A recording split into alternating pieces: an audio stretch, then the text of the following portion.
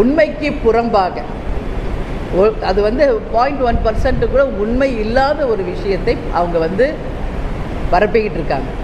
ஏன்னா அவங்களுக்கு சொல்கிறதுக்கு வேறு எதுவுமே கிடையாது. தேமுதிகவை பற்றி குறை சொல்கிறதுக்கு வேறு எதுவுமே இல்லை.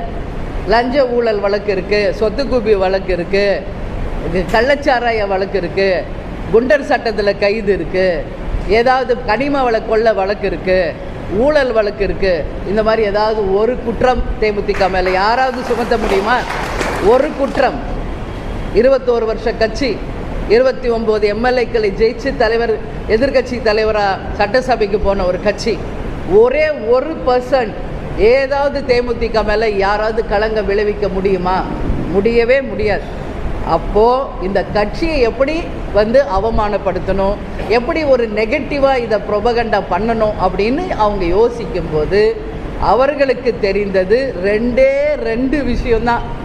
எப்படி கேப்டனை தவறானவராக குடிக்கிறாரு, அடிக்கிறாரு, கோவப்படுறாரு எல்லாம் அப்படின்னு சொல்லி அவரை அசிங்கப்படுத்தி கேவலப்படுத்தி எப்படி அதை நெகட்டிவாக மக்கள்கிட்ட கொண்டு போனாங்களோ அதுபோல் இன்றைக்கி என் மீதும் எங்கள் தலைமையின் மீதும் கழகத்தின் மீதும் குற்றம் சொல்லணும்னா 2 தான் சொல்ல முடியும். ஒன்று பேரம், இல்லை பேட்டி. இதை தவிர வேறு என்ன சொல்ல முடியும்? வேறு சொல்கிறதுக்கு ஒன்றுமே இல்லாததுனால இன்றைக்கி அதையே பிடித்து மறுபடியும் சொல்லிக்கிட்டு இருக்கிறதுனால இன்றைக்கி மக்கள் தெளிவாயிட்டாங்க. அவங்க சொல்கிறதுல 1% கூட உண்மை இல்லை என்பதை சொல்பவர்களுக்கே திருப்பி அறிவுரை சொல்லக்கூடிய அளவு அவங்க போடும் பதிவுகள் உண்மைக்கு புறம்பானவை என்பதை அவங்க போடுற செய்திகள் மூலமாகவே அவங்க நிரூபிச்சுக்கிட்டு இருக்காங்க. ஏன்னா இது எங்கள் கட்சியில் இருக்கிறவங்களுக்கு தெரியும்.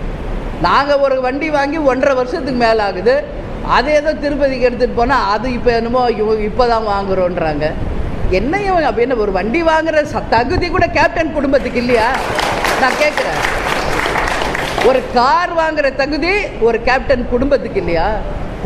கொடுத்து சிவந்த கரத்துக்கு சொந்தக்காரர் கேப்டன். தான் சம்பாதித்ததில் 90% மக்களுக்காக உதவி செய்தவர் கேப்டன். அவர் செய்கிற ஒரு உதவிக்கும் பின்னாடி இருந்தவள் நான் என்பது இந்த உலகம் அறியும். அதனால் குறை சொல்கிற வாய் குறை சொல்லிக்கிட்டு தான் இருக்கும், கொலைக்கிற நாய் கொலைச்சிக்கிட்டு தான் இருக்கும். அவர்களுக்கெல்லாம் பதில் சொல்ல வேண்டிய அவசியம் தேமுதிகவுக்கோ எங்களுக்கோ கிடையாது என்பதை உறுதியாக நான் சொல்கிறேன். தேமுதிக 0.5% தானே, விட்டுருங்க எங்களை. ஏன் பேசுகிறீங்க தேமுதிகவை பற்றி? 0.5 கட்சி, 0.5 கட்சி, 0.5 கட்சி. இவங்களுக்கு எதுக்கு ராஜ்யசபா கொடுத்தாங்க, இவங்களுக்கு எதுக்கு எம்எல்ஏ சீட்டு இவ்வளோ கொடுக்குறாங்க? உங்களுக்கு தெரியுமா எவ்வளோ சீட்டு கொடுத்துருக்கு? யாருக்காவது தெரியுமா? ஒவ்வொரு விவாதத்திலையும் ஒவ்வொரு யூடியூப்லையும் ஏன் அதை பற்றி விவாதிக்கிறீங்க? ஏன் விவாதிக்கிறீங்க நான் இன்றைக்கி கேட்குறேன். 0.5 கட்சி தானேப்பா? ஆமாம் 0.5 தான், விட்டுருங்க எங்களேன்ற. நான் ஏன் விவாதத்துக்கு கொண்டு வரீங்க?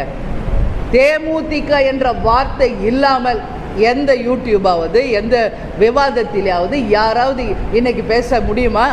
நீங்கள் குறை சொன்னாலும் தேமுதிக தான், வாழ்த்தினாலும் தேமுதிக தான், உயர்த்து பிடிச்சாலும் தேமுதிக தான்.